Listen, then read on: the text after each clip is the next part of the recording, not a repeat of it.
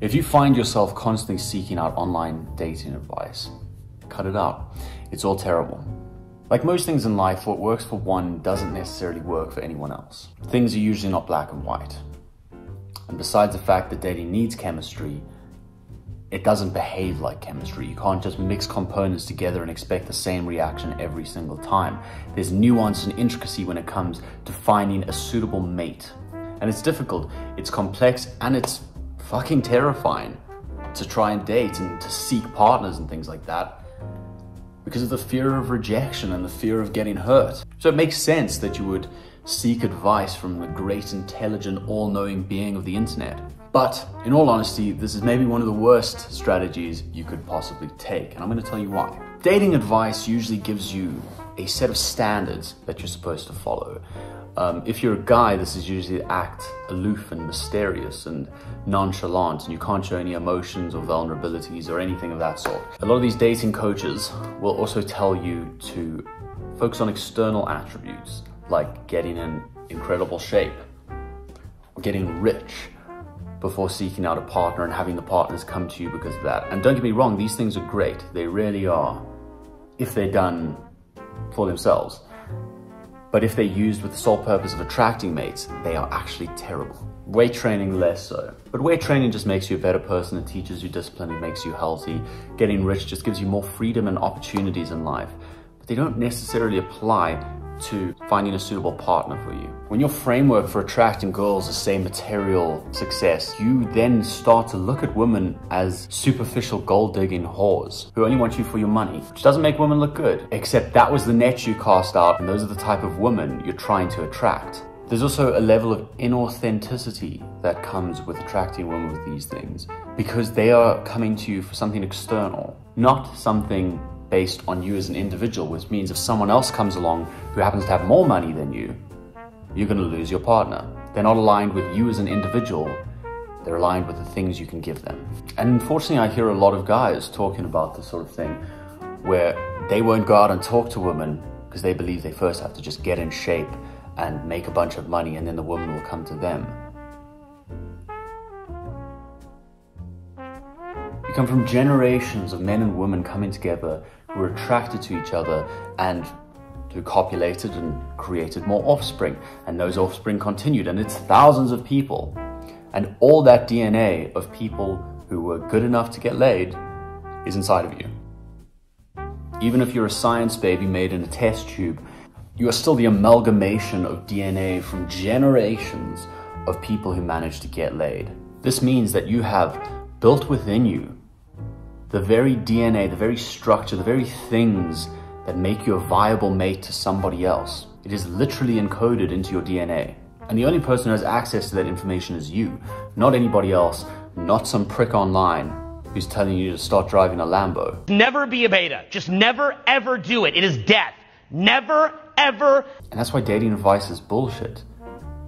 You should be listening to your instincts and developing your own methods for speaking to women, because that is the most effective technique for you, because it's literally built into your DNA. It doesn't align with what works for somebody else, and especially not someone who's trying to sell you a course on how to get girls. This advice causes you to overthink, misstep, make mistakes, and potentially even suppress the very thing that would most likely cause you to get girls. Not every girl is going to be attracted to someone who's aloof and nonchalant. Some girls want guys who are vulnerable. Some girls want guys who are sensitive.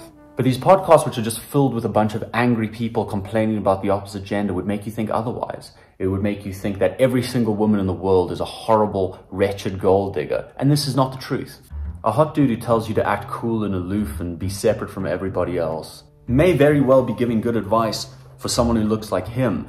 But at the same time, if he's spending time with lots of girls, he is potentially suppressing his ability to enjoy deep, meaningful connections with someone, because his options are so varied and limitless that there's no point in him settling down.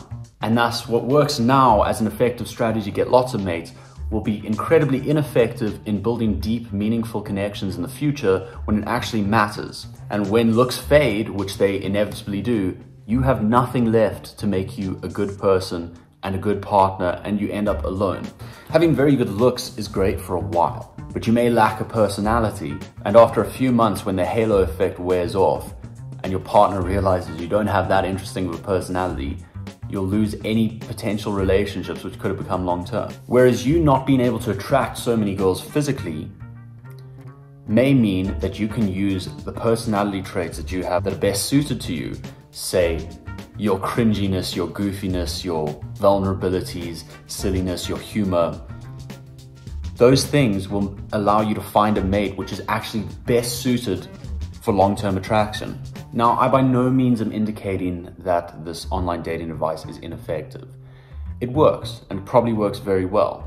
And you could probably increase your body count significantly using these tactics, but it's not necessarily a good thing. There's an interesting phenomenon with pickup artists who use the pickup artist techniques, where they went from getting no women to suddenly being surrounded by women from the tactics they used to seduce them, which is great at first, but after some time, many came to realize that the personality that they used to pull all these women was so disingenuous and so far removed from who they actually were as people that they developed imposter syndrome and began to feel as though they were unlovable as the people they actually were and had to continue with the facade in order to have girls still like them. And thus, they were stuck playing this horrible character that they didn't like in order to keep getting girls to like them, which, if you ask me, is a psychological prison worse than celibacy. So taking this advice of creating a separate identity from yourself in order to get girls is not the right move. But if you're watching this kind of content, you probably struggle to get girls. So what is the actual solution? The only way you're going to meet someone that you truly have a connection with is by going out in public and doing real things in real life. Maybe you can meet someone in a game or in an online community, but you're really limiting yourself if you stick yourself in your room the entire time and are never physically meeting people and stretching your social skills and exercising your social skills and becoming a better person at talking to other people and developing a better personality.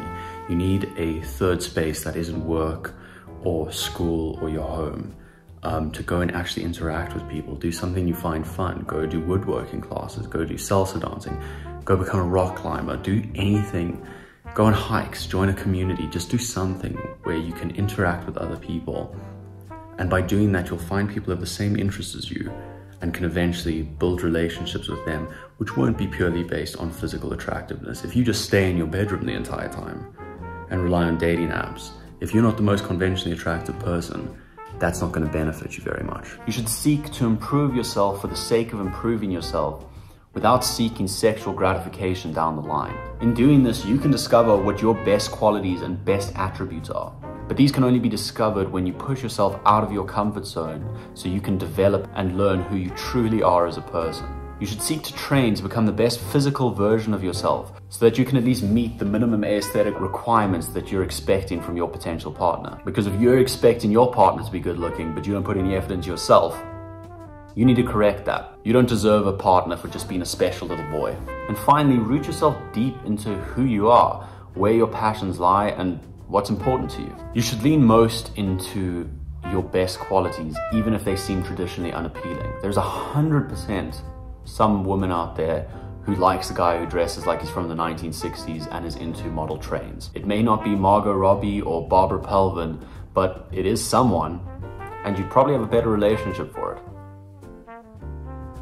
It took me a while to realize that I'm not a big party guy, and I spent a lot of time pretending that I enjoyed it because it felt like it was something I was supposed to do. And I like it sometimes, but most of the time it becomes too much too quickly. And because of that, I inevitably went out with a lot of girls who wanted to go out to clubs and parties and loud spaces where I would ultimately be miserable.